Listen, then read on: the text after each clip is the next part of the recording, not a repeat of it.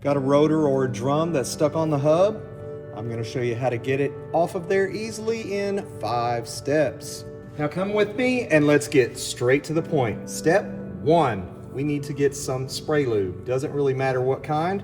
We're going to spray around the center of the hub. We're going to put a little bit around each lug stud. Doesn't have to be a lot, just a little bit. Step number 2, we are going to grab our BFH. Again, this stands for big freaking hammer. Step 3, if you are not good with a hammer, make sure you get your lug nuts back on the lug studs to protect them while you're hammering. Step number 4, we are going to hammer on the face of the drum or the rotor, just like so.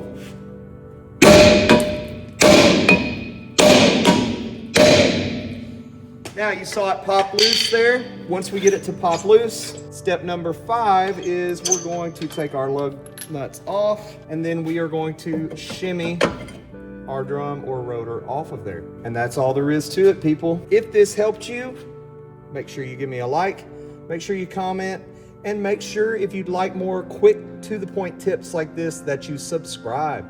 Have a great day.